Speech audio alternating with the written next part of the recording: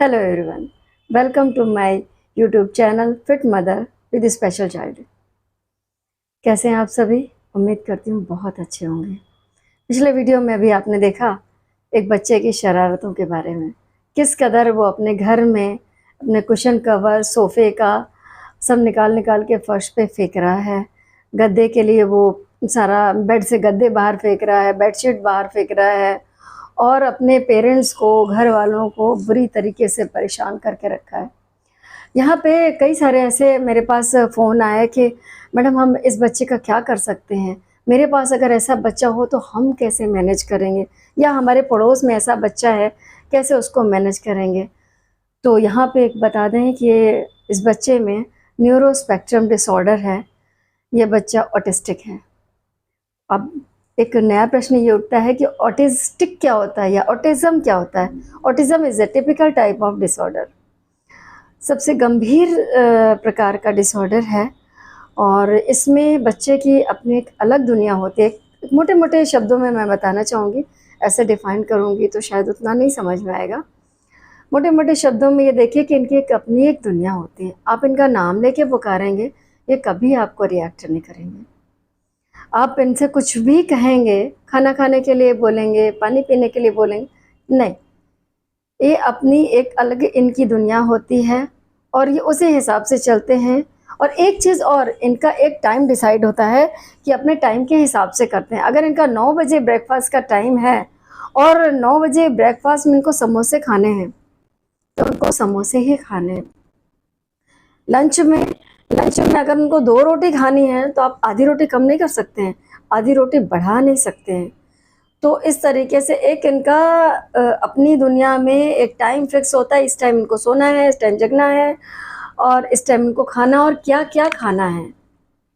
अगर इनको फ़ैन भी ऑन करना होगा और तो ये उँगली से इशारा करेंगे।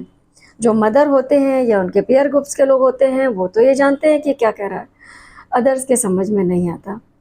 इन लोगों में कम्युनिकेशन का बहुत प्रॉब्लम होता है। ये अपनी बात को कहते नहीं हैं, संकेत के माध्यम से अपनी बात को बोलते हैं कि इनको फ़ैन चलाना तो उँगली करेंगे। अगर इनको कुछ चाहिए तो मदर को लेकर के जाएंगे और वहाँ पे उनका कपड़ा पकड़ के ले जाएंगे, साड़ी है, दुपट्टा है, पकड़ के लेके जाएंगे, मुझे ये चाहिए। ये कम्युनिकेट नहीं करेंगे। अभी हम इस बच्चे के बारे में जो देखा अभी आपने कि ये बच्चा किस कदर परेशान करने में लगा हुआ है, जबकि जो स्पेशल स्कूल में बच्चा जा रहा है वहाँ पे उतना अधिक इसका हाइपर एक्टिव जो शो कर रहा है ये उतना नहीं शो करता है। ये लगभग मैं तो नहीं कहती हूँ नॉर्मल रहता है, लेकिन काफ़ी कुछ टीचर की बात को समझता है। लेकिन जैसे ही ये घर आता है, आते आते डोर मैट उठा करके रोड पे फेंक देना, सोफ़े के कवर को उठा करके फेंक देना, कुशन है उनको उठा करके फेंक देना, ये सब रिएक्ट जैसा कि आपने वीडियो में देखा कि उसके पेरेंट्स बुरी तरीके से परेशान हो रहे हैं कि कैसे हम मैनेज करें। तो ये इसका होता है कि जो उसकी माँ है, घर पहुंचने के बाद में वो सिर्फ मुझ में ही ध्यान दे। इनकी प्रॉब्लम क्या है कि इनका एक छोटा बच्चा और है।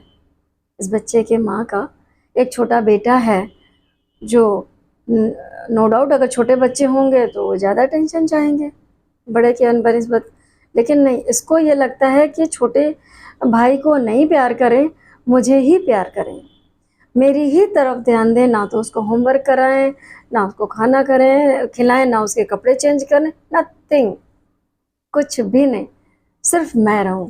ऐसा कैसे हो सकता है?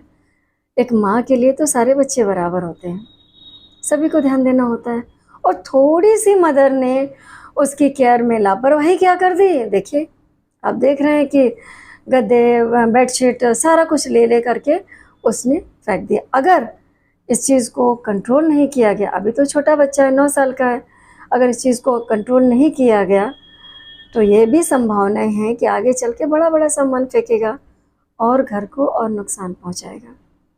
माँ बहुत चिंतित हैं, इस विषय में बात हुई है।